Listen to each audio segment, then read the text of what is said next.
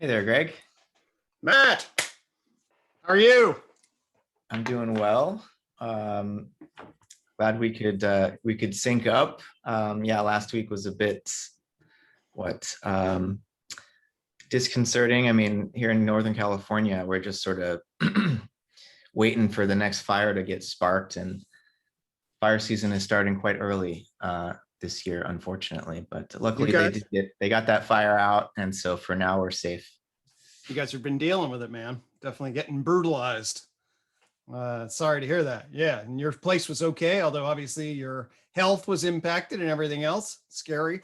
Yeah, we got a little smoke here, but it was mostly a grass fire at this city park that's 2 miles from my apartment, and it didn't even burn the trees at the park. It just got the grass and went through really fast. So it looked really bright and it produced a lot of smoke, but I think it only lasted several hours really. And the fire department in the city and the state firefighters really jumped on it fast. They're on high alert all the time. They got planes ready to go. It's really a multi-billion-dollar industry, actually. I'm sure now, obviously, yeah.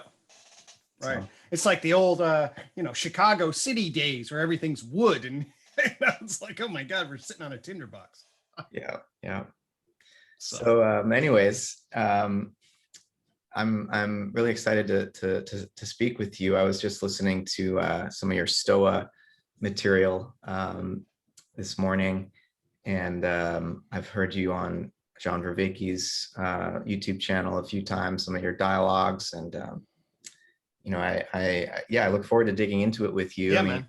You're a clinical psychologist. I'm a philosopher, but most of my friends are therapists, and so I'm kind of immersed in psychological discussion and reflection. And so, yeah, I mean, tell me a little bit about what you were hoping to get into today. Sure. First, I'll just make a process comment because that's good for therapy and Whitehead. Because I think there's an unfolding network of visionaries, seers, embodied people in the world that are, that I really hope find a way to come forward and add, to use John's term, can help steal the culture and foster a transformation. So that's what I think we need. That's what I'm on the lookout for. John now is, I'm attached to John in a very clear way, both in terms of initially on the Voices with Vervaeke and then between our two series on consciousness and the self. I see him as a beacon.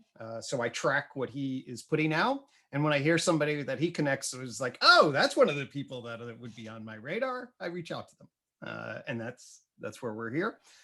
John and I in particular are diving deep into naturalism and deep into that can afford a coherent naturalistic ontology that affords a capacity to revitalize the human soul and spirit. That's a kind of a shared mission that we're on, and Whitehead is a great place for that. So John and I are actually now book clubbing this. I just listened to the first half of the Tim Eastman thing that you put out, and listened to a number of your talks on Western ideas and Whitehead and things like that. I'm like, boom, I want to talk to that guy. Cool. So, yeah. Thanks for reaching out. It's been this sort of online philosophizing nexus has been something that I've done, I guess, for almost 15 years now. That's a long time. I got started on YouTube in late 2006, early 2007. I think my first video was on the phenomenology of perception by Merleau-Ponty, and oh, really? Fantastic! I should check that out. Yeah, great. Yeah. You could. I think I was a sophomore in college, and wow. And, I never looked back and sort of pursued this YouTube philosophy conversation as a initially more as my main source of philosophical learning, even though I was studying it as an undergrad. Most of the ideas I was interested in, I started getting into like integral theory and the evolution of consciousness and Jungian depth psychology, all these things that I couldn't actually study in class. But eventually I went to graduate school at a place where I could start to integrate these things at CIIS, and now I'm teaching. And so I have this professional side, but I continue with the YouTube conversations because I think while I value academia, there's something else that becomes possible in these more free flowing, sometimes speculative, but conversations that I think reach more people and have the potential to really, bring the knowledge that can get kind of sequestered and cloistered in academia into a different kind of conversation that can transform more people's lives and bring more people into the fold. Because I think we have a yeah. I completely agree. I mean, I spent my life inside the academy, and it's been overly the transformation, I would say, started to happen after I wrote my first book. A series of events that had happened, like, this academy thing's annoying me, and I can explain more why. But then I was like, I want to start talking to people in general. So I then started my Theory of Knowledge blog on Psychology Today. And that was my first then foray into, hey, I want to talk, broadly. I want to figure out how to develop these ideas in a way that's accessible, that that affords, so that, and it took me, I was doing that for a while. And then since 2018, a series of life events and developments in the world has then launched me into this sort of John Vervaeke, rebel wisdom, whatever, integral, game B, meta modern, whatever the hell you want to call it, community. And that's been really fascinating. It's been really eye-opening.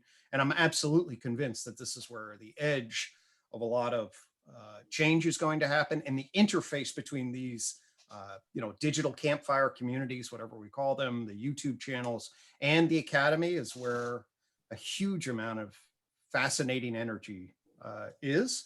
And I believe that if we can strengthen this, and if it goes a particular way, it's a very important development, because eventually the institution of the academy has got to wake up and be like, fuck, we are attached to a modernism that does not work. I mean, it's like a broken, outdated set of institutional commitments, a set of philosophical and scientific commitments. I mean, the whole goddamn thing is atrophying and right before our very eyes. And it's, of course, the people inside of it will feel that, but they don't have any frame of reference in relationship to, well, what is the enlightened path forward? And I certainly am absolutely convinced that there are enlightened paths forward. And that's hopefully the transformation will happen. So that's why your kind of stuff is absolutely central and beautiful and crucial from my vantage point to the kinds of cultural evolutionary processes that need to happen in this stage of the game. Oh, I appreciate that, Greg, and likewise. And just, I think I want to say one more thing about academia. I think it's important context for, whatever we might get into. While I think there are major problems with the whole way that knowledge is structured, and disciplinarity, though it can afford, and specialization can afford a certain, that progress can be made within certain paradigms, it locks us into paradigms at the same time, even when they're clearly failing to describe the evidence that accumulates. And so there's a real need to reform academia. I have lots of critiques, but at the same time, universities are under attack like never before, both by, I think, the market forces of neoliberalism trying to transform universities into, just focused on job preparation for the jobs that already exist. Whereas totally. Universities should really be about imagining the future, like what are the jobs that don't exist yet that should exist. And I just saw this morning that the Republican governor of Florida is just signed a bill into law that will require state universities to survey their faculty and students to see what their worldview is, basically. And he's threatening to defund those schools that don't, he says, have enough intellectual diversity.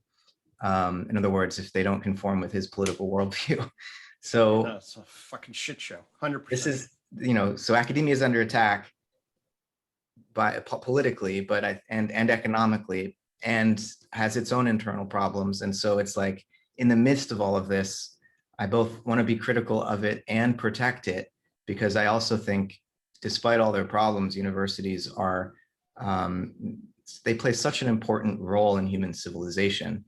And if we can't reform them, I don't know what other institutions there are to take their place. I don't think these digital campfires can actually replace universities.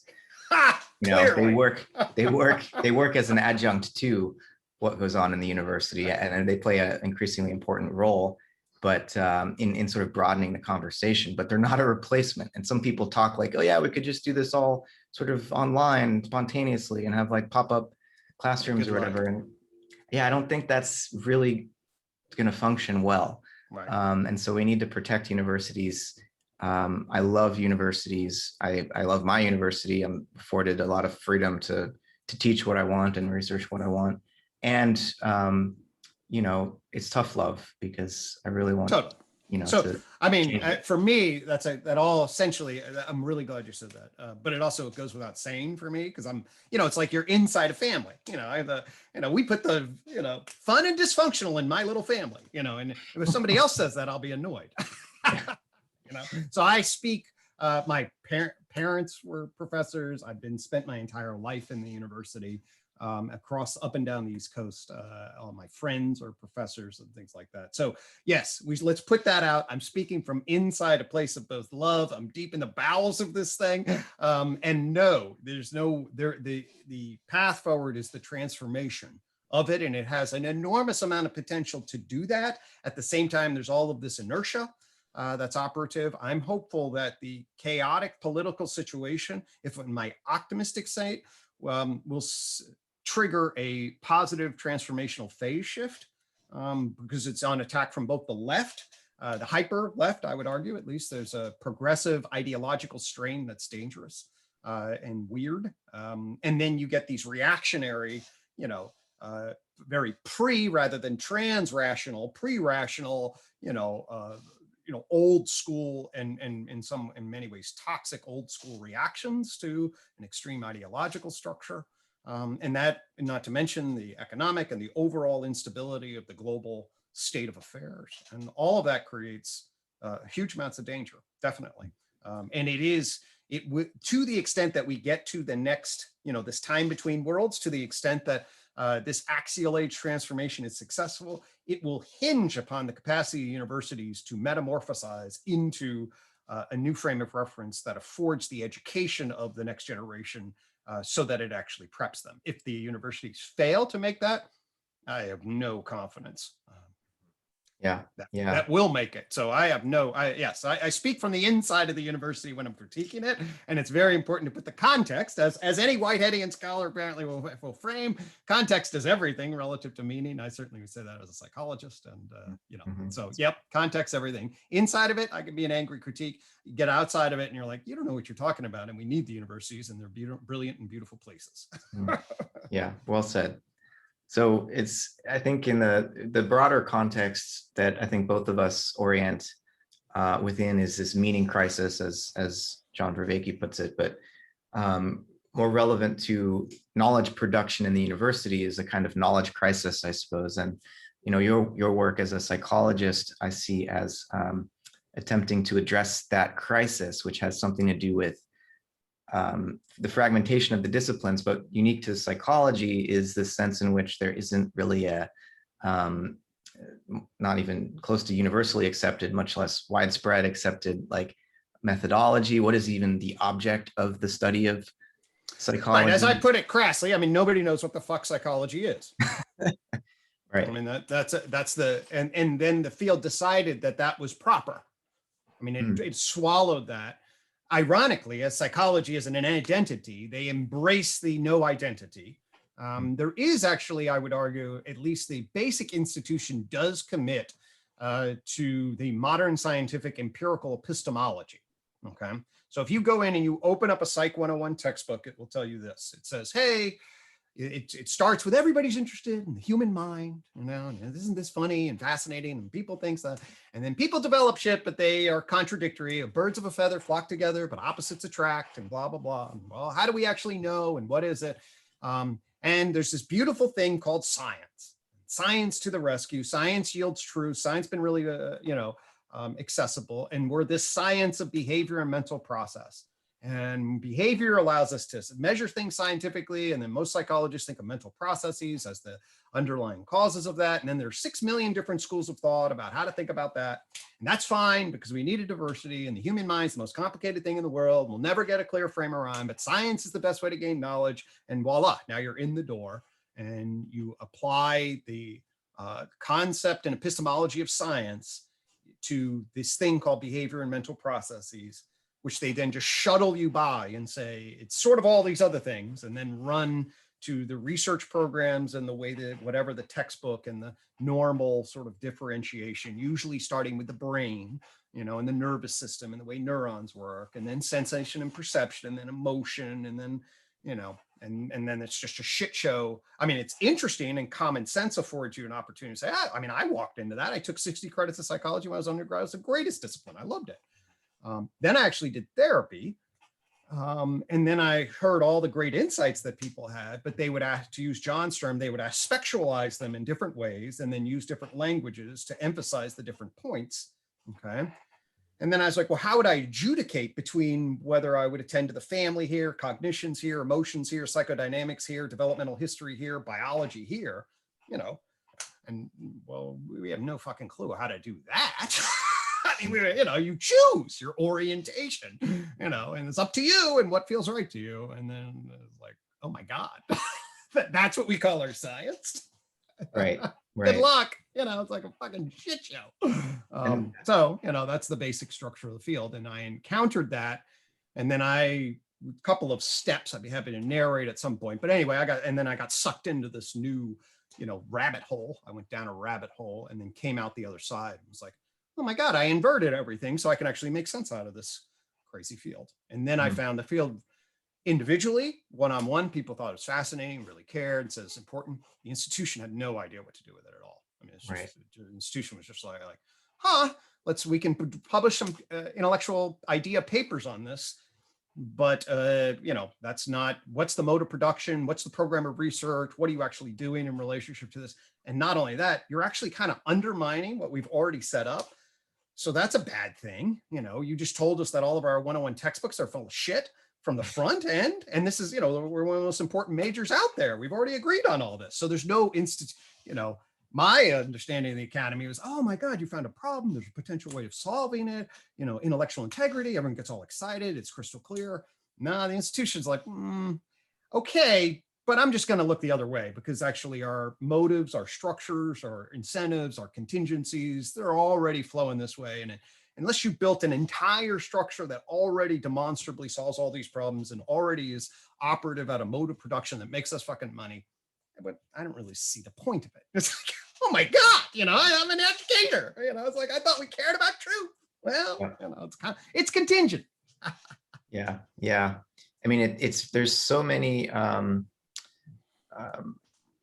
incentives within the university model of research in whatever discipline to stay in your lane. And whenever you try to do something, even within psychology, there's different research programs, as you're saying. If you try to do anything multidisciplinary or integrative, you're punished for it, because it's like a turf war. And if you don't, sort of toe the party line, then you're threatening the funding of these other programs and so on. So it's a real problem. But another issue that comes up for me listening to you describe the situation in psychology is that, it's actually something Tim Eastman in his book talks about in reference to physics, where there's what he calls model centrism, where very often the model is mistaken for the reality. Whitehead calls this the fallacy of misplaced concreteness. When it comes to human psychology, though, we're, I forget the philosopher of science who came up with this term, but humans are interactive kinds. And so the models you use to research us actually influence our behavior. And so we change how we behave based on what model is imposed on us. And so we can actually, the models that we use to study ourselves are more than just they're just not just epistemologically neutral lenses through which we look. They're practical interventions upon the way that we behave. And so this raises the stakes, of the Absolutely psychological does. discipline. Yeah, no, it's unbelievably. I mean, there are lots of different angles in which people have emphasized the. My favorite's Tony Giddens, a sociologist, who talks about all the human social sciences have to deal with what he called the double hermeneutic. So the hermeneutic, interpretive structure of justification, legitimizing. Okay, the natural, non-human natural sciences have a single hermeneutic problem, which is how do we get together, build models, test them, and develop paradigms and schools of thought that legitimize our understanding of this independent object field change thing that we're studying. Okay, but the discussions about what's going on with rats, with cells, and with atoms does not influence the behavior directly. The discussions themselves do not influence. Now, the discussions can influence how we treat rats and whether we build atomic bombs, but the conversations themselves do not influence rats, cells, or atomic bombs. Very different. Freud changed people. I mean, Freud fundamentally changes our ontology about what we think we are, which then generates systems of justification that then legitimize is and ought and what it is that we therefore become in particular ways. And that feedback loop, many scholars have noted, and this is the fine line between the natural and social, human social science, and carving the line. This is actually what happened to me in 1996. I actually found the joint point between the natural into social sciences. And psychology, it straddles this with deliberate blindness. I mean, it basically is committed to being blind in relationship to this unbelievably central problem. And it's fascinating. But yep, nope, you have to be able to differentiate the human sciences from the rest of the natural sciences in a particular. And yet, at the same time, I know you are interested in big history. And so while there is this joint line between the human and natural sciences, at the same time, there's a evolutionary continuum, out of which we emerge. And so we don't want to draw that line too sharply, right? Deep continuity, to use John's frame, and absolutely. In fact, there's recursive relevance realization, really, since when biology gets rolling and we shift from inanimate prehension into the capacity of a system to metabolize and engage in authentic epistemic process, that it starts metabolizing and makes predictions. Well, cells do that. Rats do that big time in ways that are deeply continuous with the way I'm tracking you in this conversation. So how the hell? So the continuity versus discontinuity problem, and addressing that actually across multiple levels of analysis and understanding where continuity and discontinuity is and why is part of what the unified theory affords us. And that's what, and we have not had clear metaphysical systems that afford us an opportunity to divide our ontology with conciliant harmony. No, and it's nice to have it. Right. But, yeah. I mean, it's interesting that a discipline with a name like psychology, the study of the psyche or the soul, could have for a few hundred years of its modern existence proceeded in a metaphysical context, wherein materialism, scientific materialism, wherein there really isn't anything like a soul or a psyche. Even in psychoanalysis, at least of the Freudian sort, it's the soul, if it's talked about at all, is more like the pneumatic processes of pumps and completely. and yeah, gears. no, it's an and absolute so disaster. So the unified theory basically takes it and goes right into Aristotle, and basically is, no, we want Aristotle's conception in terms of functional forms at the bio or vegetative level, to use Aristotle's terms, but biological level, functional form, animal psychic level, sensory motor animal level, and then rational human level. That's the Aristotle's. And it's different than inanimate. Aristotle tried to put functional forms onto the inanimate world to explain the telos of why the hell the rock wants to get to the center of the earth. Galileo helps us see that's not correct, but only for the inanimate world. You have to have functional forms to simply describe cells, rats, and persons. I mean, definitely. And that's one of the horrible errors. I mean, if you understand Galileo, you understand that Galileo understood this at many levels. He was really interested in the material. Galileo and Newton are crystal clearly interested in the matter universe, not the living or conscious universe. They split that out. They see that very clearly. But then the expanse of science and the way physical science dominates, and the confusions of philosophy and philosophy of science, and Kant finds something very, very powerful, but he doesn't get he gets aspects of it right, but he doesn't delineate it precisely. So we get all this horrible confusion. And yes, psychology accidentally or without awareness commits to modern science, but it has no frame for delineating modern science as an epistemological tool, okay, the epistemology of modern science, versus B, the ontology of physicalism and what the fuck that would mean. And psychology then says, we're going to be scientific and we're going to apply whatever this lens is, but it has no way of delineating with any degree of coherence the reference point of epistemological framing and ontological commitments, okay? And no, I mean, people have their own models for doing this, but there is no good coherent model that addresses everybody's critique, signs it all up, and basically there's a unified field theory of the mental, you know? And so there are lots of reasons why that. So we lose psyche, soul in particular kinds of ways. I mean, somebody like William James holds on to it in a particular kind of way that I think is brilliant. I mean, all the early psychologists, he's by far the best. There's no competition. Although there's sort of like Vygotsky and the Russian psychologists actually take this in a fascinating way. But anyway, I can go on. People like Wundt were a lot more sophisticated than I think people give them credit for. But I can ramble on forever in the history. Yeah, I mean, it's almost like we need to go back 120 years and begin again with Principles of Psychology, William James's big book, and work our way forward with modern research. Well, the argument is, if you look at the world through the lens of the tree of knowledge, so the tree of knowledge is my 4 cones. I don't know if you've seen that, but it's matter, life, mind, and culture. If you look at the world through the lens of the tree of knowledge, it's not hard. It's basically, it affords you, it's like Newton looking at light through a prism, then the rainbow appears itself, and you're like, oh, well, there's lights operating at these different frequencies, and boom, you put it out.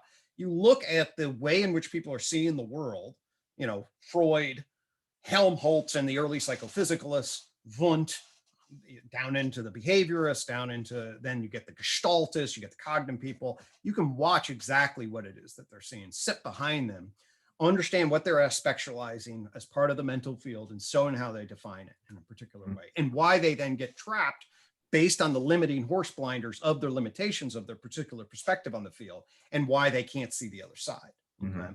So the unified theory then says, oh, this is actually what they're seeing.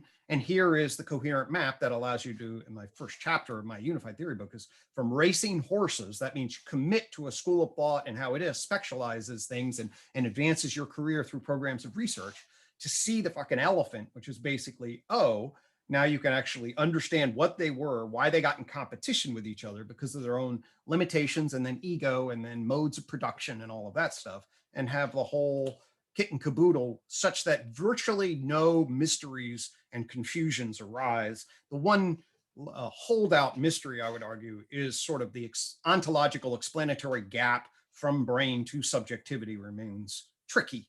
Okay, but other than that, virtually every other duality or anything else is then completely managed. Right.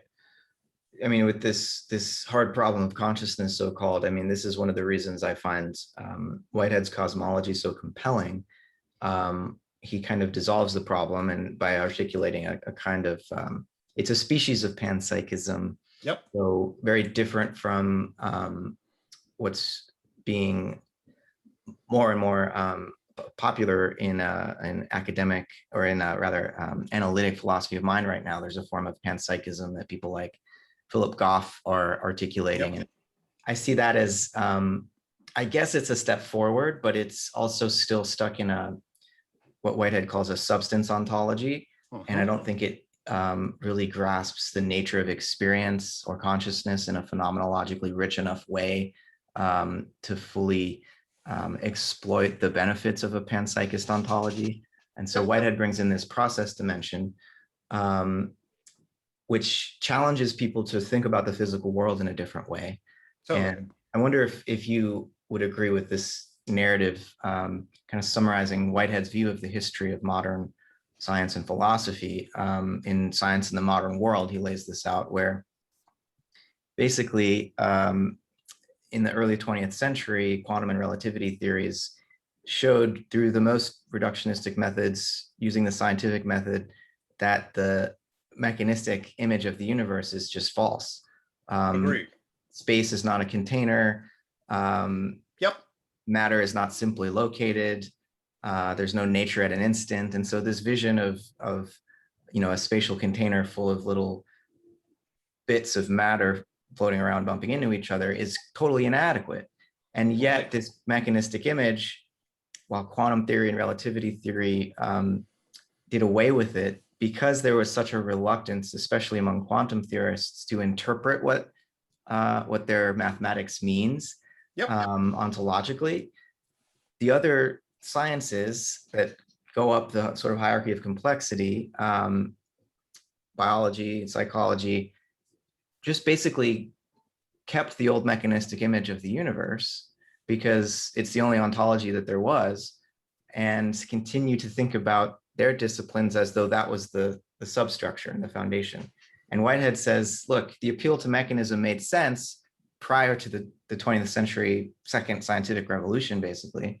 But now when we appeal to something like causality, if we're making reference to a mechanistic ontology, we no longer know what we even mean by causality. And so Whitehead set to work trying to provide this missing ontology, which he articulates in what we would call process relational terms, rather than substance property terms. And so he inherits a lot from Aristotle, but he's very much critical of the substance approach to understanding nature.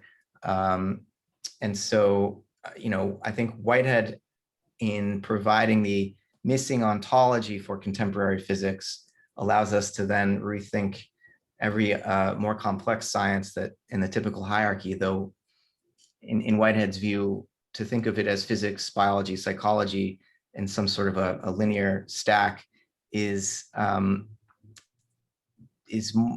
to lead us into confusions more so than any clarity, because for him, self-organization is really the most generic principle. Organism is, in other words, is the most generic principle. And so physics for Whitehead becomes the study of the relationships of very small organisms. I mean, astrophysics studies larger organisms, and an organism is just an enduring pattern that is maintaining itself and is in one way or another able to intelligently interact with an environment.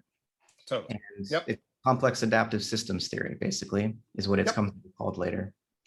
And so I say in my book, for Whitehead, ecology becomes the most foundational or generic science, replacing physics, in the sense that physics is itself the study of the relationship of organisms in the context of an evolutionary process.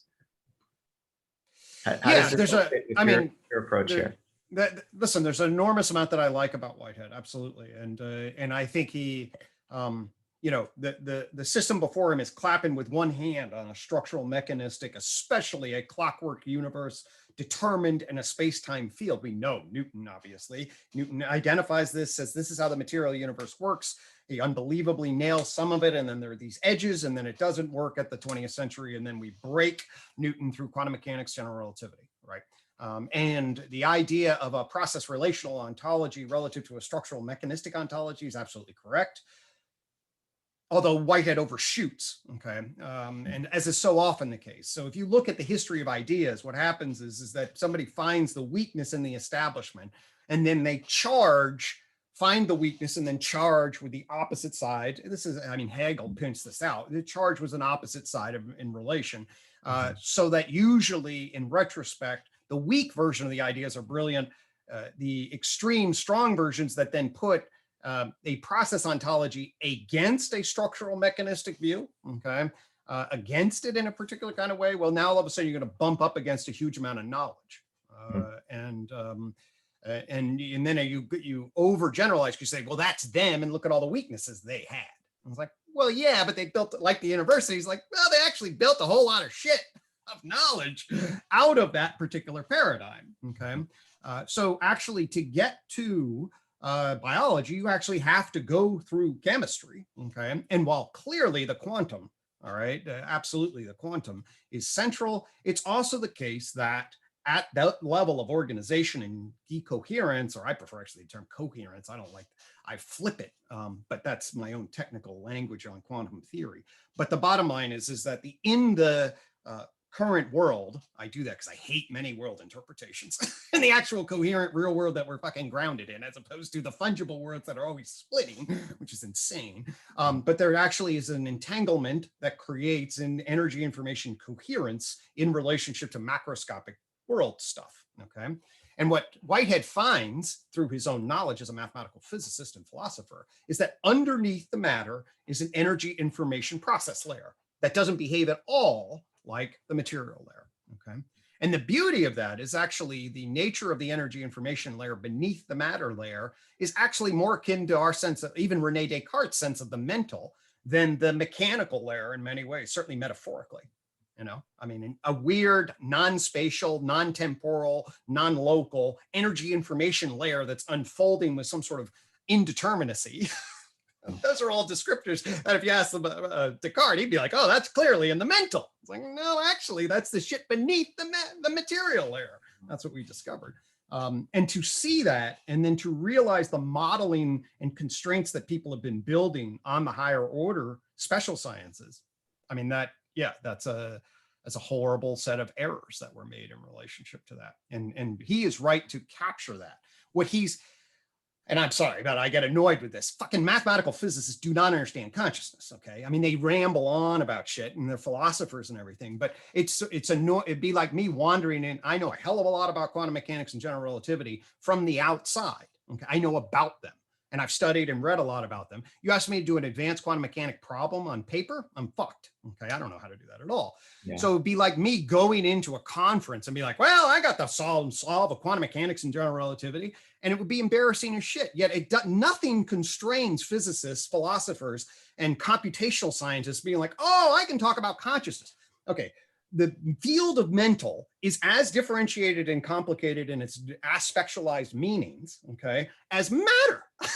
I mean, you know, and the idea that the mind is this placeholder for what the hell we mean by consciousness. We actually know what we can mean by consciousness if you know how to if you spend a lifetime with the field and differentiating all the various elements of it and build an actual coherent system that holds it all, you watch just the gross carelessness with which people throw fucking terms around, and it annoys me, quite frankly. But sorry, you tapped into a particular element. So I find, when I encounter philosophers and people that actually don't understand psychology from the inside and are making pronouncements about how shit works in a particular way, and I don't know Whitehead enough to really know that. So that's a generalized reaction I have to the class.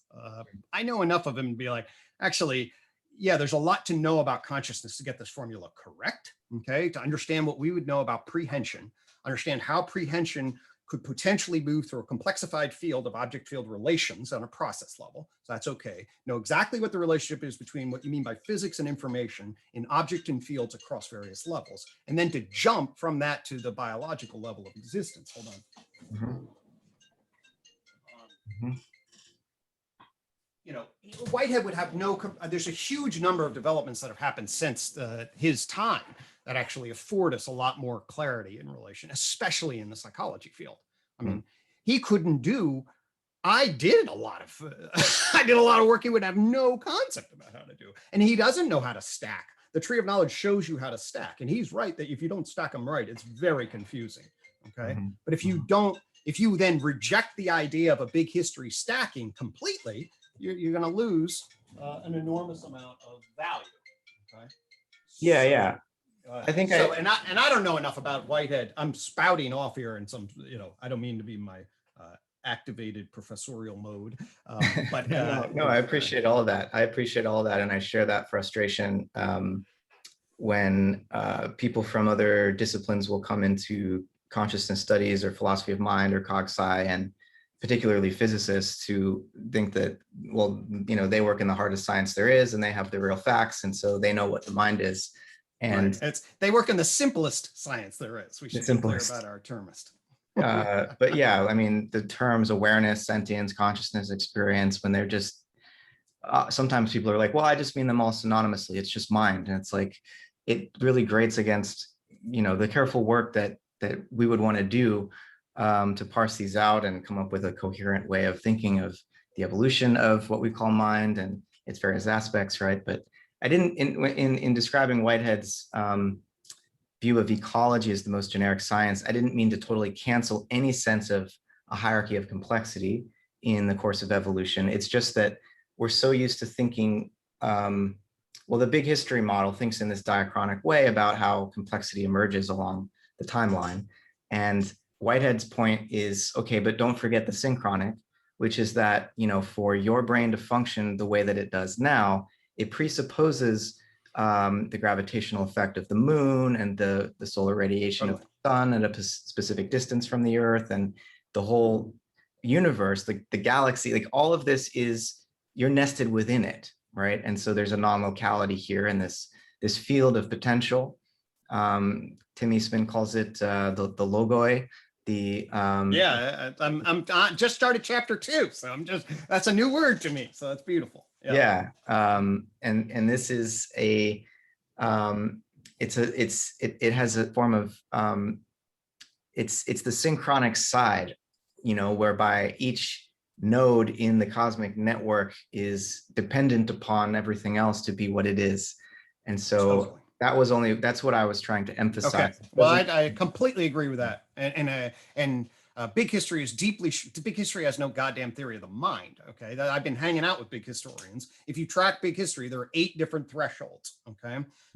And they give, you know, the first 4 are physical, then threshold 5 is life. All right. And then the next 3 thresholds are human.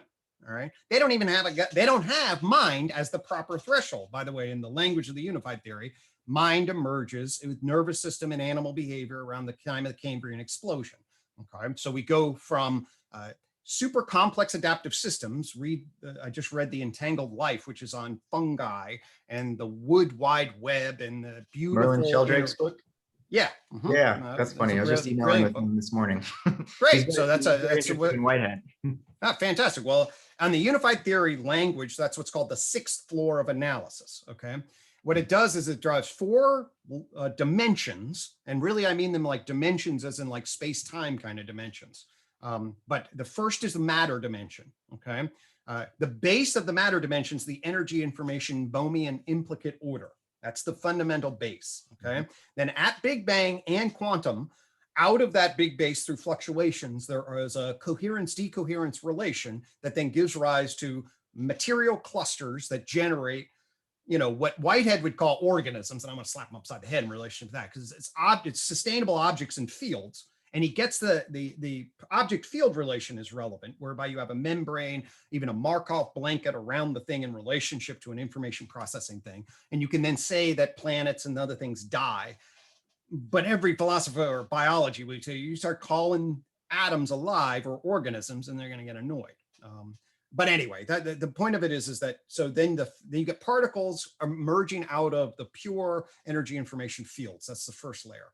The second layer is the atomic layer of the elements. Okay. Above that is chemistry at the level of complexification. And then across that is scale. Okay. So scale, then you multiply that, how much mass, space, and time across particles, atoms, and molecules. And then that gives you the first 3 floors of the material dimension of complexity: atoms, or particles, atoms, and molecules across scale. Okay. Then you jump up, and now you're at the life level, or really dimension. I should use my own language. Okay. And then you have a molecular, biological, genetic level. All right.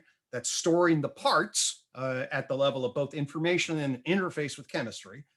Then you get the cell. The cell is like the atom to biology. Okay, so the atom is the fundamental primary unit of organization at the material level. Cell is the fundamental unit of organization at the living level.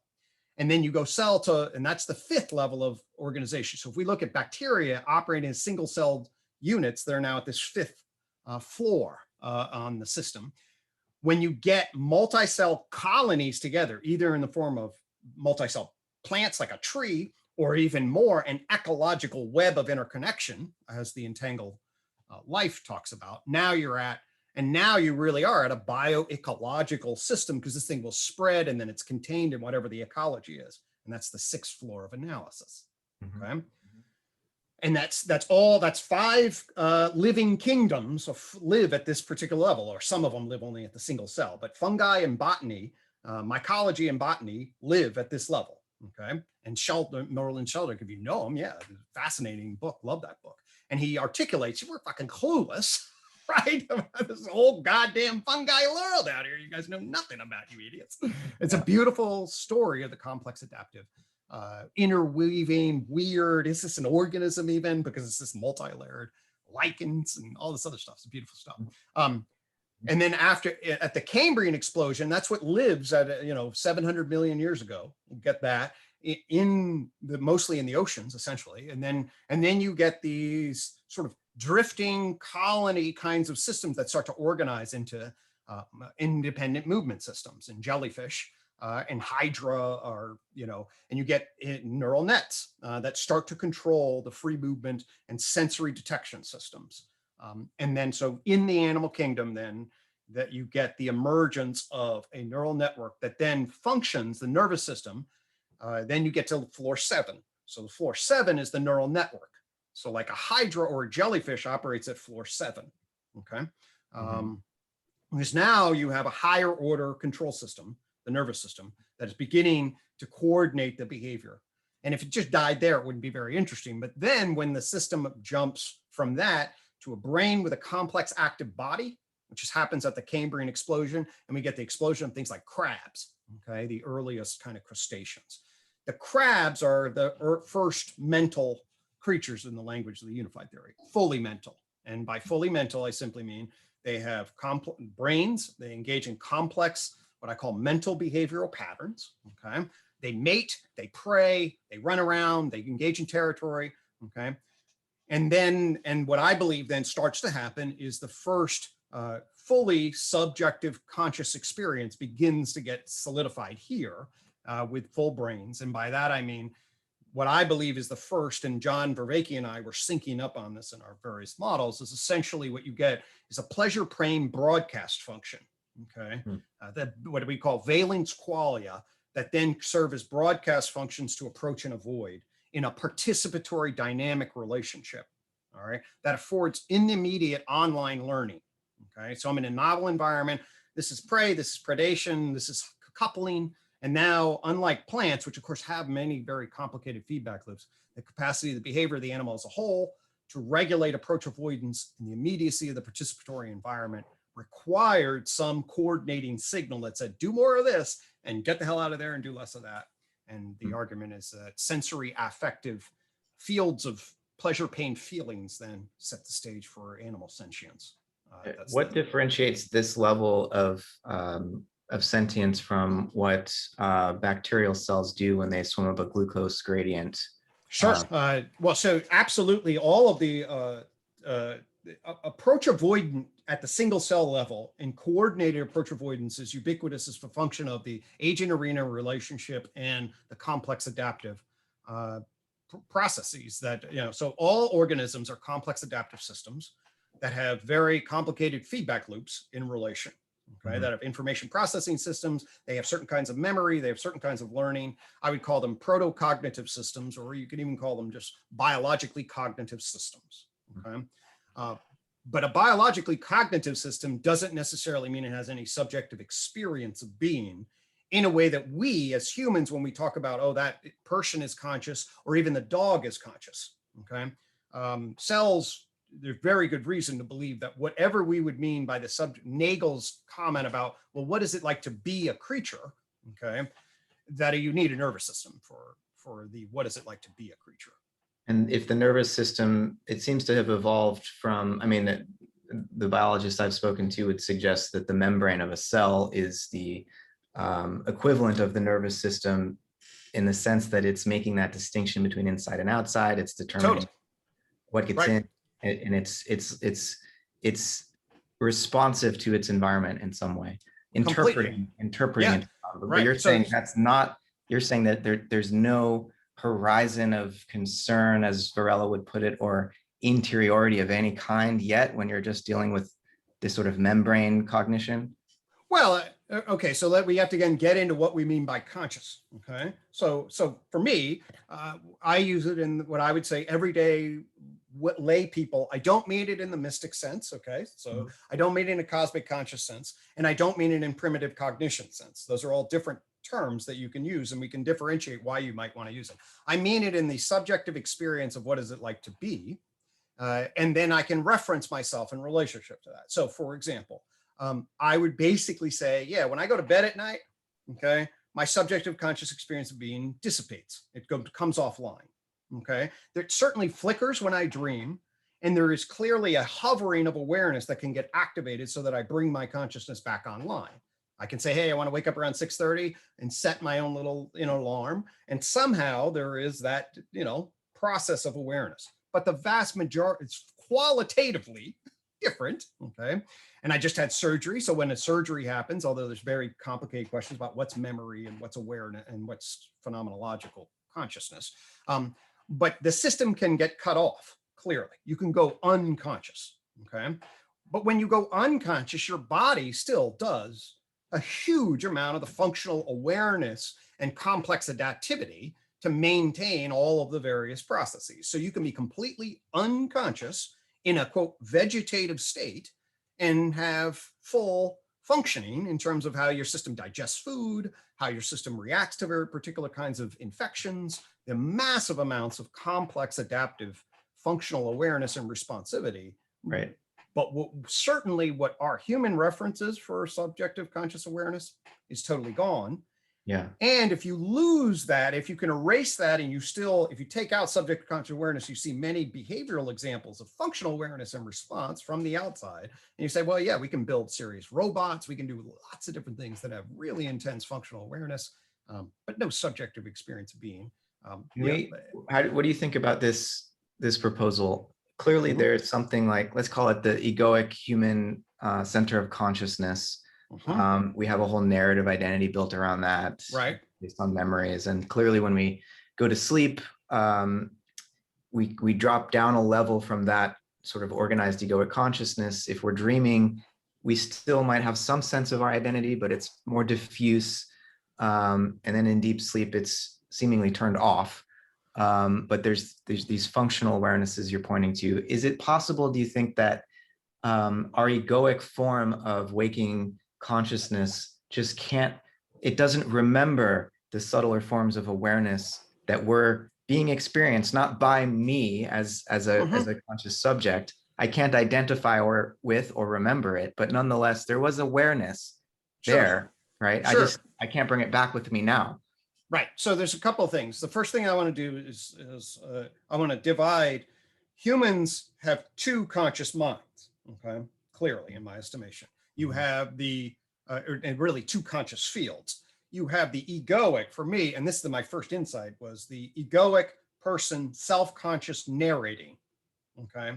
And that's a late interpretive, it sits in the left hemisphere for most people, and it's a late interpretive add-on that probably comes with language. Well, certainly unified theory is like, it definitely comes with language, and the nature of language and the nature of intersubjective conscious communication fundamentally changes, okay, what was a fairly contained subjective experience of being in the rest of the animal kingdom, okay?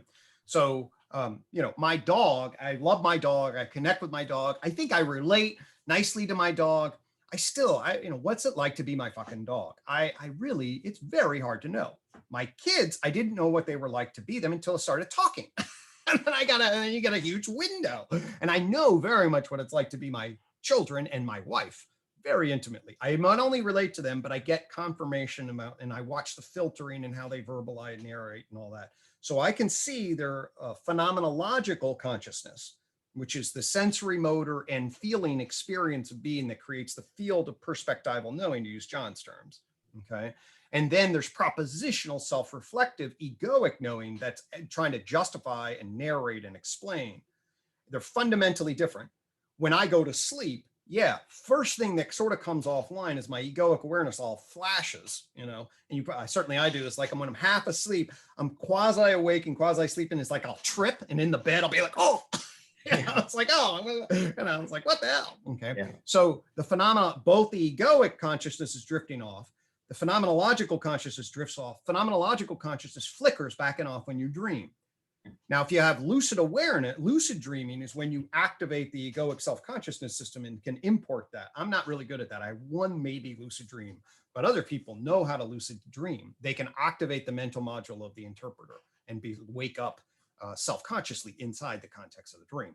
Most people's dreams just wake up, flicker phenomenologically. In other words, I imagine all of a sudden I see the perspectival scene. I'm hanging out talking with Barack Obama back when I used to dream that Barack Obama might call me someday and I could be, blah, blah. I idealized him in 2008 and would dream about that occasionally. So that's a perspectival field analysis. When I'm in deep sleep, you can wake me, but the whole basic experiential system is offline. Now, this is complicated because as somebody like Dennett will point out in multiple drafts hypothesis and things like that, the line between what is on the screen and what is not on the screen, okay, is very, very fuzzy, all right? So I totally get that. My basic pitch, in relationship to this, it's, and I know that this is a very complicated thing and I'm not trying to be dogmatic about it or whatever, but where my theory lands is, everything that we identify in normal waking consciousness requires a nervous system. That's the basic pitch. And when you lose a nervous system, you definitely get biological cognition. You get really weird things that are responding in particular ways. We want to honor that and appreciate that. There's huge amounts of biointelligence, as the Entangled Life will document. The idea that there's a subjective experience of being absent a nervous system, based on what we know right now, I think the parsimonious thing is to say no. But that's just my opinion. So, Yeah, I think everything you're saying makes good sense to me, and it might ultimately just be a terminological issue, as is often the case when we try to talk about the mind. Totally. The way Whitehead. Just one thing I'll say really fast is, at a process level, consciousness can be thought of in terms of the degree of functional awareness and responsivity, at least from a behavioral process outside view. So if I'm watching something, this is how I know my dog is conscious, okay? He exhibits functional awareness and responsivity. And what does that mean? I track the way he identifies stimuli, how he tracks stimuli with his eyes and his body, and all of his functional behavior is then dynamically and participatory tied, so that I can make perfect intuitive sense of, he loves you. He comes over, licks, and gives you a kiss. He hates UPS trucks, okay? Every time there's a fucking UPS truck, his tail goes down, his ears go down, he skirts all around, and he gets very, very jumpy, okay? So that's a functional awareness and responsivity. So he is conscious of the trucks. He's conscious of the neighbor at the level from the outside. I can just watch that. And the same way that Sheldrake shows that the truffles are functionally aware of how they find to grow, how they connect with parasites, how the trees start communicating with each other, all of that. If you use consciousness in terms of functional awareness and responsivity, it's a much broader definition, and you can then follow the line of thought at a process level down, definitely into biology, if you use that frame. Yeah, well, I think that's sort of the direction that Whitehead goes, where he reserves consciousness for human beings or mammals. And language is certainly a big part of what makes us feel like, in his terms, souls. We construct one another, that the soul isn't something that an individual just possesses individually, separately from others. It's more of it's a network of empathy and a sort of a call and response thing, and that we make our souls together as we develop as human beings. But in terms of consciousness, Whitehead's saying that the vast majority of experience, which for him is the more generic term, the vast majority of experience is not conscious. Right. And in fact, even most of our human experience from day to day, the whole day-night cycle, is not conscious. Right. And so he's asking us to consider the possibility that there is a more primordial form of experience. Sometimes he uses the word prehension or feeling, that is not aware of itself, but is nonetheless aware. Functional awareness, I guess we could use that. But and we don't even need to go to Whitehead, for this. I think, I'm very influenced by the autopoietic and enactive approaches in biology and cognitive sciences that push this sort of strong continuity between life and mind, so that it starts, I get the reasons for your differentiation here. It's very important, but maybe you don't disagree. It's a matter of cognition. Yeah, I don't disagree at all. There's a continuity of cognition. There's a continuity of functional awareness and response. Complex adaptive systems have echoes in the material world, the inanimate material world, and then they just take off at the living world. All these living systems are complex dynamic systems. I got to talk to John about how exactly he tracks recursive relevance realization in cells without a nervous system, but he talks about it in terms of paramecia. Those are single cell entities. Yeah, I think it's a matter of recognizing the membrane as a primitive nervous system. Yeah, I think that's the key. Well, yeah, and by the way, I think about the nervous system is the skin turned inward. Okay?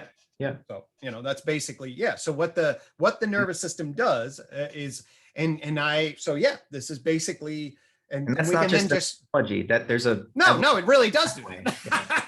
No, believe me, it's a very, very powerful image about how to get the physicality as well as the functionality of the nervous system in an evolutionary trick. Once you realize that thing's skin turned inwards, and then it's a little, you obviously have the homunculus on the parietal lobes, at the level of really, you have your little map of the sensory motor processes as the skin maps it literally on a particular slice of the brain. It's a very, very powerful. And so, so all I'm saying is actually to get the kinds of consciousness that I, as a psychologist, care about, because I'm really interested in a particular kind of mental behavioral experience, all right? But all I'm saying is, there's a qualitative shift that happens at the level of the animal I can track, okay?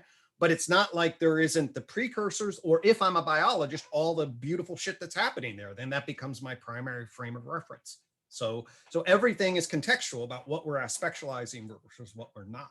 And I 100% agree that the world of the living is a very cognizing world. And the other thing I will say is I love the word experience in a particular way. There is a book, I think it's a 1967 book called The Sciences and the Humanities by Jones. Okay. And he's coming off the two cultures of the sciences and humanities, and C.P. Snow had done his thing. And so this is like 10 years later. And the word he chooses to bridge the sciences and humanities, and I don't know if he references Whitehead, but he uses experience. He uses the concept of experience as the most encompassing term for our academic knowledge across science and humanities. He uses many different. Actually, borrowing it from James. Well, I know he and James. I don't know enough about their history, but I heard from you that was like, hey, Whitehead and James hung out. I didn't know that at all. Yeah. Well, they didn't. They hung out intellectually through books. They didn't actually. Right. Because James, before Whitehead came to the U.S., but James left his chair at Harvard and his position as a professor of philosophy at Harvard open, and I believe Whitehead filled that about 10 or 13 years later. And so, for Whitehead, James was probably, what's the hierarchy here in terms of influence? Plato, Wordsworth, and James, I think, are Whitehead's three most important influences. Whitehead called James the American Plato. I heard you mention that. I felt warmth hearing that.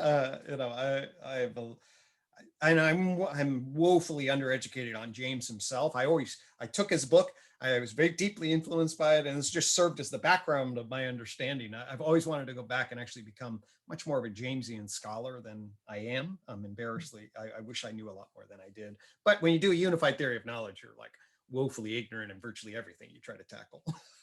Oh yeah, no, tell me about it. I strive to be transdisciplinary, and it's very humbling because I know a little about a lot, and I have I have a background in cognitive science and the history of philosophy, where I feel more like an expert, but I'm always trying to branch out and talk to experts in other areas so that I can garner what are the pearls of wisdom and insight that they have compressed out of their research, so that we can start to piece together this bigger picture of what kind of universe are we in. So, I mean, there was a lot in what you were sharing about the levels. Is that levels, or is that what you called them? Or Well, so there's the unified theory. So if you have some familiarity with big history, okay, sure. right? So the tree of knowledge is a new map of big history. Okay. That's what it is. Okay. Mm-hmm. And what it says is that to get the ontology correct, okay, we've made a big mistake in the way we've thought about complexification. Well, we made lots of mistakes, but the biggest mistake we've thought about is we haven't figured out the right axes. We got confused about lots of, what are the nested dolls? What are the part whole relations? What are the level relations? What are the scale relations? There's no great map, okay? The tree of knowledge then gives us an angle on a missing map, on a missing frequency that had been intuited but not seen clearly, and that creates the confusion, or at least now it affords the opportunity to get the correct lensing. Okay, so what does the tree of knowledge say? The tree of knowledge says that there are 5 joint points, really, or that link these 4 different dimensions of complexity. Okay, now what are the 4 dimensions? So first, the material dimension. All right, and then there's the living dimension. Then there's the mental, really, for our language purposes, the animal mental dimension. Okay, and then there's the culture person dimension. All right, those are 4 dimensions.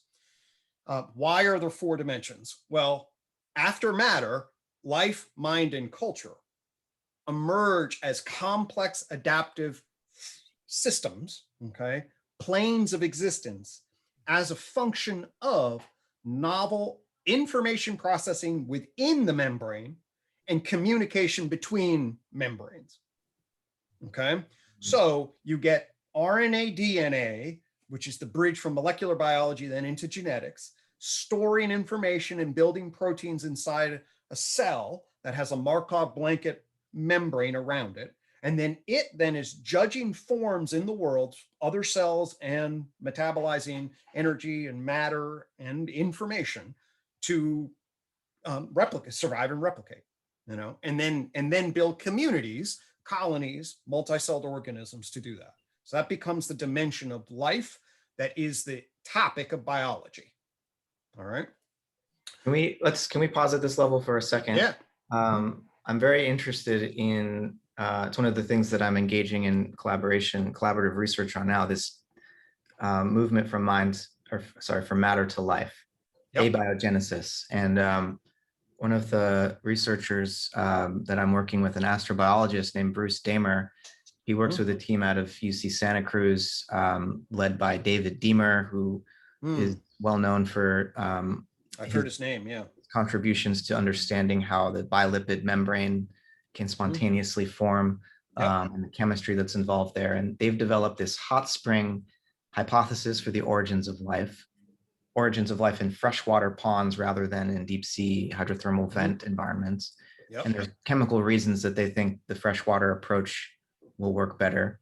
But their view, I won't go into all the details, but their view is more that life emerged actually in a community of a network of protocells that were not even yet genetic in the sense of working with necessarily RNA or DNA, and sharing proteins that spontaneously assemble within these bilipid membranes, these liposomes, and that through wet-dry cycling in these ponds, dehydration affords an opportunity for chemistry to grow more complex and for these longer chains of polymers to form. And then the rehydration cycle, there's a budding off into the lipids of these packets of chemistry, and there's a sort of combinatorial selection process that unfolds. And this, for them, boots up the process of life. But the key is, when there's a successful strategy that spontaneously occurs that allows a particular liposome to survive longer, in the dehydration phase, it goes back onto the edge of the pond in a gel-like state and forms there's sort of these networks of a gift economy, you could say, where these successful chemical strategies are shared. And so rather than thinking of the emergence of life as this heroic single cell that figured it out, it's more that these strategies were shared in a network, And it's only in this sort of environment that an improbable pathway from chemistry to biology could be achieved. And so Beautiful. it kind of, it's inviting us to think of the origins of life as a problem solved by networks rather than by an individual cell Beautiful. competing, for survival. Right. Right. Love So that. I wanted to just get into some of the research that's going on at this boundary that shows that what we think of as like sociality or complex interrelationships between the units of selection is actually there at the beginning of life. It's not just, I think higher orders of sociality obviously emerge later, but it was key at the very origins already. Right. That's a beautiful. So according to, from the unified theory perspective, you bracket complicated RNA world, lipid structures, whatever the chemists can obviously look out, the people that are working on this. And basically you have essentially, my understanding is there's basically RNA world, and the bits of genes were initially, these things are somehow going to organize themselves together. Then lipids came along and they're like, no, it's the lipids that come first. And then they absorb these things as it comes along. And, is the cutting edge. You obviously know a lot more about this than I do. The cutting edge is a network of lipids that start to share these pieces in a fluctuating environment. I really enjoyed, was it Lane's book? I think a 2016 book, The Vital Question. He did the alkaline vents thing. Now, I'm outside my sphere. I read that, and I'm nodding my head, like, oh, that's brilliant shit. That's interesting. The nice thing about the unified theory is what it tells you what you don't know. Okay, it's fine with what you don't know. It's very clear about what we don't know, at least as far as I'm concerned. It's grounded in certain pieces, but it says, well, that's one of the jumps that we clearly don't know. So if we're seeded by astrobiology, at some level, amino acids were literally raining down from the skies in the totally. early And so there's all sorts of all the unified theory says is that, hey, 4.5 billion years ago, this thing that we call the Earth starts to cool. Okay. And then the moon hits it and it's ugly, and then finally the asteroids get accumulated enough about 4 billion years ago, and things start to settle down. And then by 3.5 billion years ago, we have cells, right? That's the basic, okay, yep, that's all I say.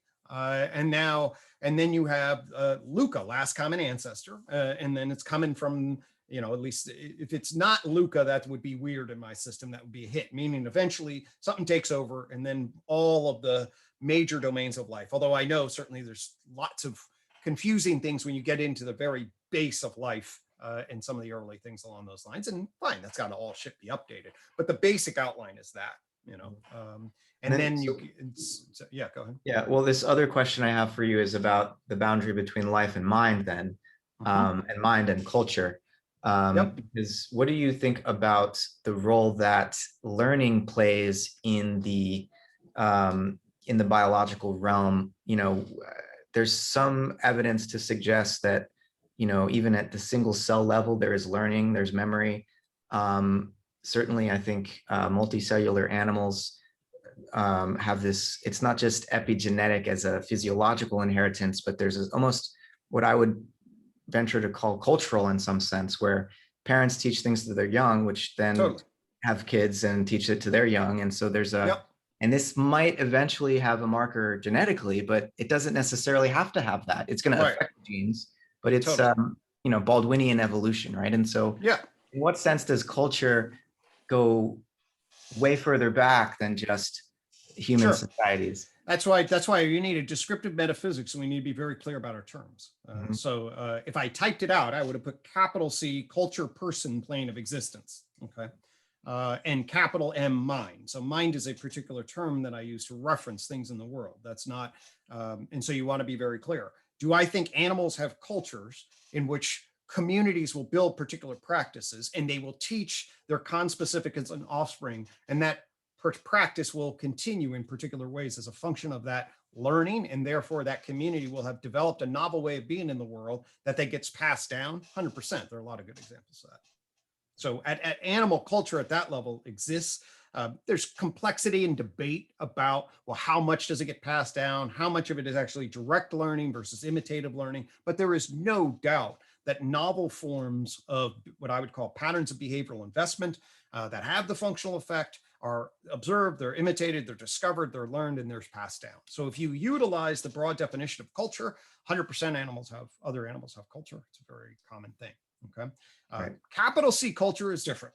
All right. Capital C culture in the definition of the unified theory is mediated through symbolic syntactical language, and it's defined as the systems of justification and question answer dynamics that people engage in when they come together and talk. Right. Okay. So, and although people say, well, I think other animals talk, and they're like, other animals communicate in very sophisticated ways, but other animals don't talk. And so that's a fundamental difference. And then what the unified theory says, and this was my key insight in 1996. So I have two major insights that get me started on this. 1996 is the connection between talking and the functional design of the ego, okay, as separate from the self, as a self-justifying system that actually is there to solve problems that emerge in intersubjective linguistic propositional communication. Okay, so actually we have this other mind that has to manage our extent of justification in the social world. That's what the ego does. Okay, and other animals, and I can explain why, but the nature of propositional language and question answer dynamics is a radical shift and basically adds a second mind on top of our animal mind. Okay, and then it takes off because it has intergenerational learning, and then we collectively create intelligent systems that build tools, and then the whole fucking game starts to change radically. Is it the case that within human culture there are stages whereby we move from, say the marker of Socrates culturally as someone who's doing these question answer games, challenging this sort of mythic oral consciousness that preceded him? Is there an important evolutionary shift here in the sense in which you're speaking? 100%. There's rationality after Socrates, and before that, the justification was, well, what did Homer say? Right. What exactly? So I mean, obviously it's more complicated at some level, but it's a very clear outline. Again, the tree of knowledge says the following. So by 50,000 years ago, humans are in the full oral indigenous narrative stage. Okay. Mm-hmm. So in other words, we see this in, cave paintings may go back that far. There's debate, but the burial practices and the tool technological trail that we have left behind. And by 30,000 years, we're in horticultural environments and doing Venus figurines and shit like that. So by 50,000 years ago, we are clearly in the culture person plane of existence. And we're clearly engaged in oral narrative, face-to-face traditions that are then handed down. And we're starting to show that mythically and symbolically, okay? Then you go to by 5,000 years ago, a transformation had happened, okay? And the transformation was into civilization. And we engaged in civilized, formal systems of thought, okay? And now when the formal systems of thought took place, and then exactly how they evolved, the Western lineage through the Greeks has a very clear line. But I have a friend, Alexander Bard, who's a Zoroastrian, and he's like, you guys are fucking obsessed with the Greeks, okay? And I'm like, okay, great. So, and I'm always like, listen, Alexander, I'm an American goddamn psychologist. I'm stuck between Kant and Newton, for the love of Christ. The fact that I get back to Socrates is a great thing. Don't ask me to go to fucking Zoroastrians in the Bronze Age, for the love of Christ. You do that on the Eastern side of the equation, okay? Yeah. So anyway, that's why I have to contextualize it. But your question is exactly right, because what essentially what I would say happens is that oral indigenous collective social justification is taking place for the first 50,000 years.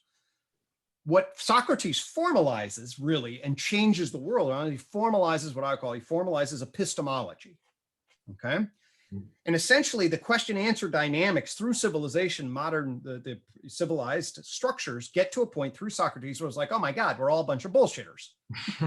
Mm-hmm. Basically, it's all pragmatic, socially constructed rationales for what the fuck we're doing that isn't actually grounded in any foundational ontology that's defensible.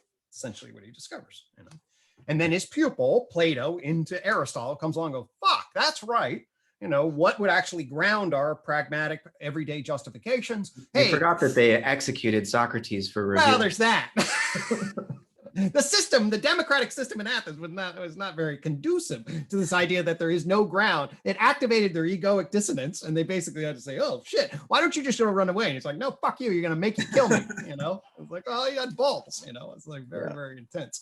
And then you get Plato basically going back into mathematics and then finding geometric forms, or however you want to frame Plato's idealism. I'm no Plato scholar, but essentially the idea that behind this, and then even behind the scientific organization, is a mathematical formal set of pure ideas that God or gods or whatever afford the true reality through which everything should be understood. And then of course Aristotle in a Neoplaton move says forms are really important, but actually they emerge out of the material. And then we're handed our idealistic versus materialistic, at least in the West, ontologies, okay, that then of course then get married in the European West with Christianity.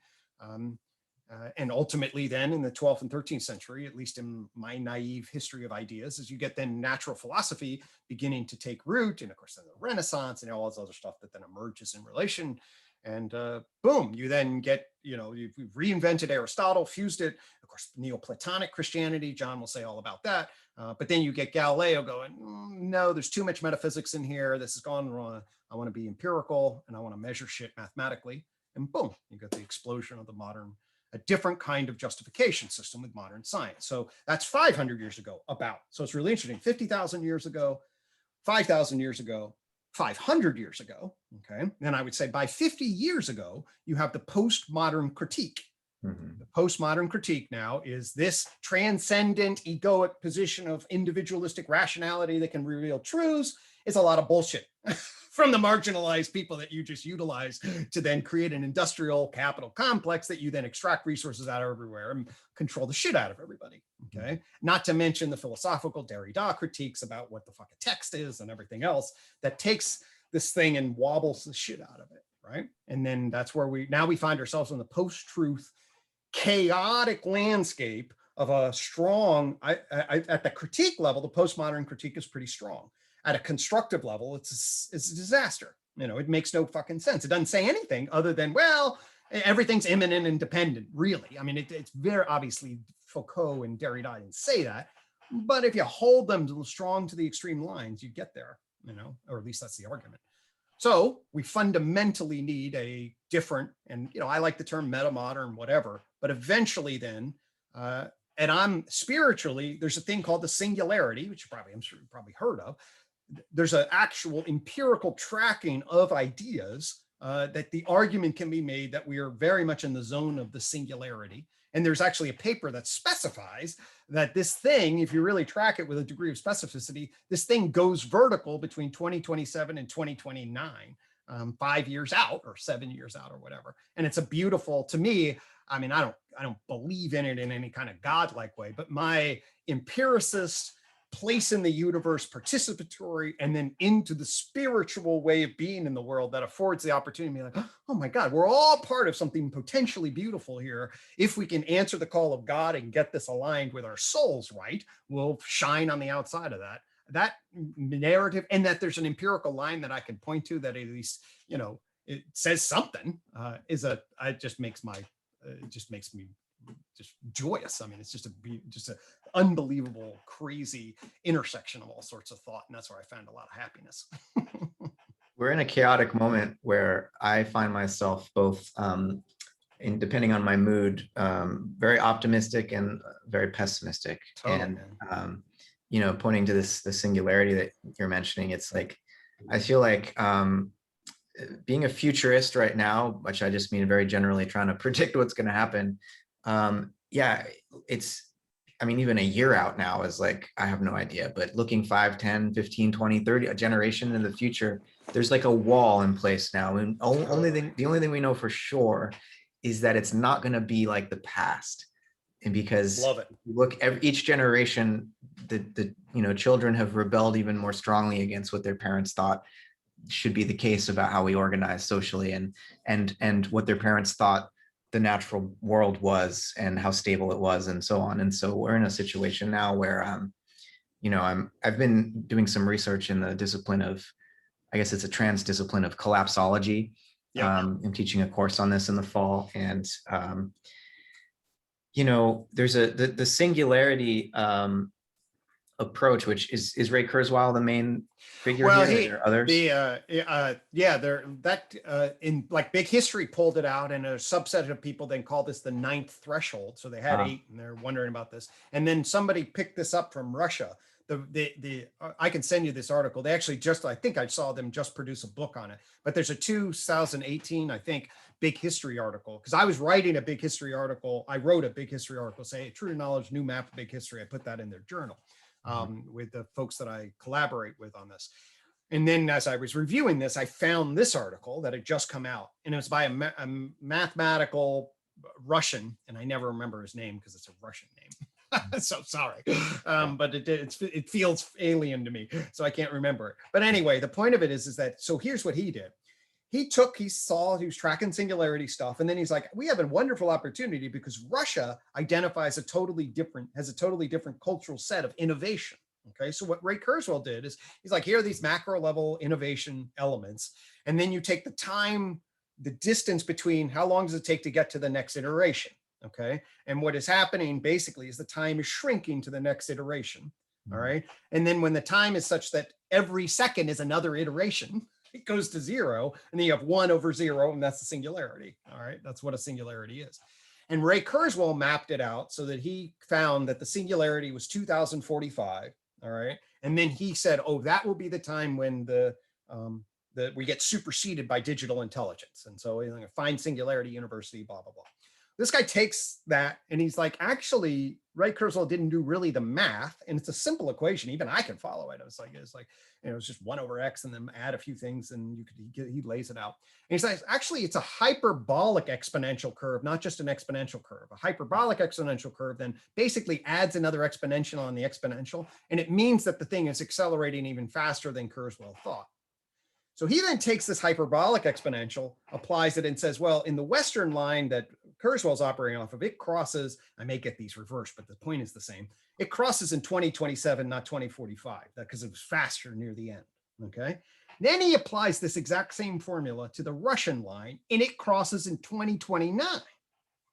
And the correlation on these things is like 0.994 and 0.996. Like the correlation fit to the curve. You don't have that. I mean, that's a physicist fit to the curve. Okay. Like if you know physics, they'll bring the correlation line. If it wobbles a little bit, I mean, that's what the muon did a little while. It fucking wobbles and like, that's not I mean, in psychology, it's like, oh my God, it's a 0.5 correlation. Basically this chaotic graph that you can kind of see a trend on, me like, that's moderately significant. Hallelujah, we found something. Well, this is like one of the physics lines. It's unbelievable. And this is this processing power that's being no, it's basically they have units of what they consider to be a great innovation. So they have some basic, here's a great innovation. And then it's the time between. So for example, the first innovation is the Big Bang, and like the second one is life. So that's like 10 billion years between the next one. And then you go from life, say, to multicellular creatures. Well, that took basically 2 billion years. And then you say, well, then you get animals. Well, that took 1 billion years. And then you get this, and then you get this, and then you get culture, and then culture starts doing all this other stuff. Right. Okay. So it's the rate of novelty in general is densifying. Exactly. As we move towards this singularity. Right. Yeah. The rate of complexification, whereby you have markers for what the next layer is, the time between the marker is shrinking. Sure. So this is a bit more general than what I understood Kurzweil's model to be predicting, because he seemed to be focused on computational power, processing power. And to my mind, this view of history as just a matter of human history, at least technological evolution, it backgrounds the fact that, first of all, for the last 120 years or so, we've been living in the petroleum interval, and that our capacity to produce industrially produce these advanced technologies could be rather short-lived, and so it's a question of, do we make it through this bottleneck to the next threshold of evolution, or do we not? Because it seems clear enough to me that our whole technological civilization is extremely fragile, as advanced as it is. Oh my God. One boat gets stuck in the Suez Canal and the whole thing's about to come. It's unbelievable. I mean, I went through this, personally, because I had sort of in 2017 sort of a more naive, optimistic view. And then I found these futurists and people like Daniel Schmachtenberger. And then I went down a number of collapse holes. And I was like, oh, and my family will attest. I wander around here, global civilization collapse. And I was like, it's not a good dinner topic, but I was freaking out by it and still had to internalize that. I have 3 kids, it's like, you guys, there's a very good possibility that this is Omega. I mean, Jordan Hall, who I hung with, some I haven't talked to him in a little while, but Omega generation stuff is the last of the world. So I carry that anxiety. I see that completely. It will not be any surprise, in relationship to me. Obviously, the nuclear weapon threat, and we lived through that with the Cold War. And obviously, the history of the Cold War. There are many times, 5 times where it's like super goddamn close to the entire end of the world. It's unbelievable. Yeah. I worry politically about the technological narrative of technological progress, because if we somehow manage to continue this curve indefinitely, it seems to me that, okay, so we must be enslaving more African children to mine these rare earth metals to make these totally chips. So like what's going on in the background of this narrative? Absolutely. So here's the tree of knowledge frame on this. Okay, tree of knowledge gives a clear frame on this. And again, my argument, obviously I'm in love with my own theory, but the argument is the beauty of the thing is that it affords the optimal grip at the right level of specification. And we can wrap up here. And I don't know what time I definitely have to go. I have a hard time at 1. So yeah, we can start to wrap up now. I need to eat breakfast. Yeah, I mean, anyway, and we can certainly entertain, obviously the fair amount we have to talk about. Yeah. So here, I'll leave you with this thought. So so the tree of knowledge, the quick narrative for me is I'm working on the problem of psychotherapy. I'm trying to figure out, I say, well, what the hell? And then I realized psychology. I found evolutionary psychology initially. It's like, oh, evolutionary psychology, that's interesting. That might provide. And then I was like, no. And then I discovered this joint point between what turned us from primates into persons, this justification language thing. Okay. And was working on that for a year and was then able to see our second mind as a justifying mind on top of an animalistic mind. And it's a basic Freudian observation. I mean, it's a ego regulating the id at one level. Okay. But it places it in a crystal clear evolutionary reverse engineering. And then it also afforded me, I'm educated really in social constructionism. Originally, I'm a sociologist getting trained, so I can do all the top down structural functional dynamic stuff. So I then see, oh my God, I have the joint point. I didn't have the language for it but it was the transition from primates to persons and with clarity. And I was like, oh my God, it's gonna be my life. And then I'm stoned one day in 1997, and I drew out, I had this I carved the joint between animal, mental, and the human. And then I just drew out, and I don't have it on me, but whatever, you show it one time. But anyway, then it's the matter, life, mind, culture cones. So they each then, okay. And ever since then, my whole life has changed. It's like I remembered that this is the key to the universe. And I use the word remembered, and it's just like, oh my God. And then I thought everyone would be able to see that. And it's taken me 20 years to be like, no, people can't see it as quickly as you really, or whatever it is that you're seeing there. It takes a while. But here's the point that I wanted to get to, which I'll leave you with, is that it took me then a little while to figure out what these goddamn cones were. Okay, what are they? All right, what, life supervenes on matter, and mind supervenes on life, and blah blah blah. And then I was like, no, over a little while, then I arrived at the information processing communication thing. Okay, it's like, no, there's an information processing network effect that then qualitatively shifts the zone of possibility, that then there's a new design space that the system can run into as a function of information processing organization. That was then genes, nervous system, language, give rise to cells, animals, persons. Okay. And so as I'm starting to do that, all right, well, then you're like, and then it's only natural. You have 1, 2, 3, 4. It doesn't take long for you to say, well, wait a minute, is there a 5? Right. Okay. And then you say, well, there's 5. And then well, what would 5 look like? Well, each one of the ones after 1 is an information processing communication network. Okay. So by 1998, 1999, I'm looking back at the 20th century going, holy fuck, we just laid down the network, internet, right? We're building artificial intelligence systems and information interface systems in a networked web. Yeah.